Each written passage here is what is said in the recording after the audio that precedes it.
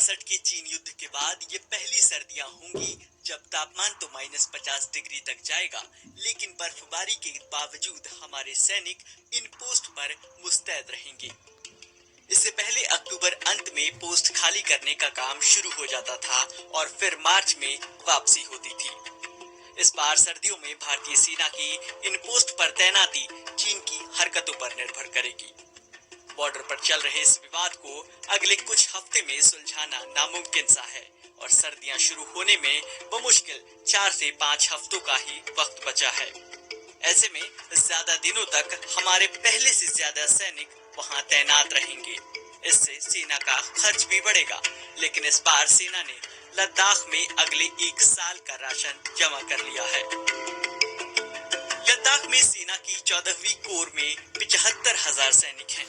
इस बार 35,000 ज्यादा फोर्स को वहां भेजा गया है। चीन विवाद के बीच सेना ने हाल ही में अपनी 3 डिवीजन, टैंक स्क्वाड्रन और आर्टिलरी लद्दाख सेक्टर में शिफ्ट की है।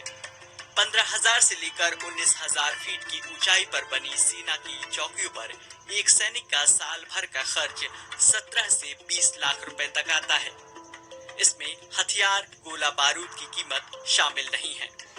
आपको बता दें कि दुनिया की कोई भी सेना इस ऊंचाई पर इतने सैनिकों की तैनाती नहीं करती है। इसके अलावा लद्दाख की 14वीं कोर के हिस्से हर साल सर्दियों के लिए सबसे ज्यादा सामान स्टॉक करने का रिकॉर्ड भी है। हमारे सिस्टम्स इतने अच्छे हो चुके हैं कि आज कई फॉरेन कंट्रीज हमारे सिस्टम्स को अपना चुकी हैं या अपनाने की कोशिश में हैं।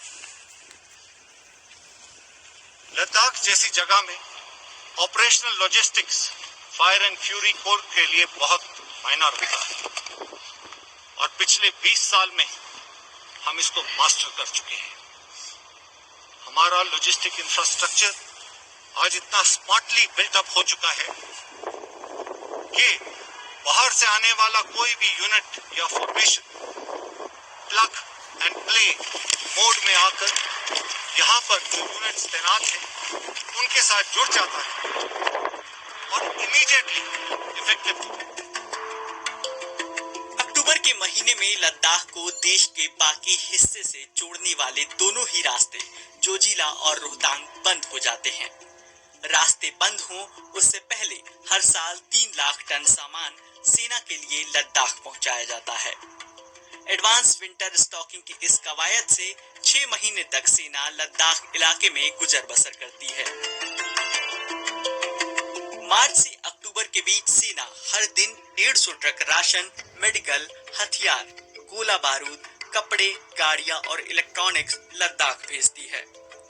सर्दियों में हर जवान पर स्पेशल कपड़े और टेंट के लिए करीब 1 लाख रुपए का खर्च आता है, जिसमें 3 लेयर वाले जैकेट, जूते, चश्मे, मास्क और टेंट शामिल हैं। राशन के माध्यम से यहाँ पर डिप्लॉयड फौज के लिए एक बहुत जरूरी यूनिट है। जैसा आप देख सकते हैं, हम बहुत ही आला दर्जे का राशन प्रोक्योर करते हैं ताकि जो जवान मुश्किल टेरेन में हाई एल्टीट्यूड एरिया में डिप्लॉयड है उनको high nutrition ration, high calorific ration प्राप्त इशू किया जा सके।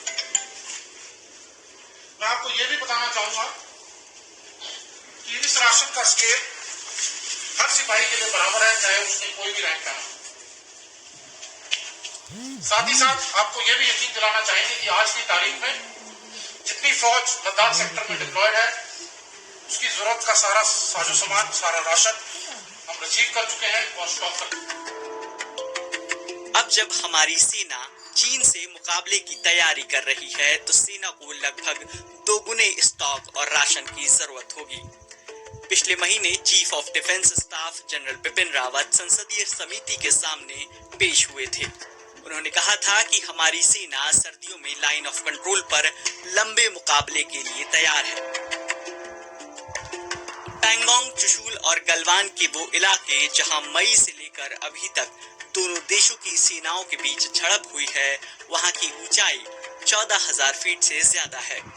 बर्फीला रेगिस्तान कहलाने वाले लद्दाख में बाकी इलाकों से काफी ज्यादा ठंड होती है, लेकिन भारत इकलौता देश है जिसे सियाचिन जैसे जगहों पर सेना की तैनाती का तजुर्बा है, जिसका अनुभव चीन को भी नहीं है।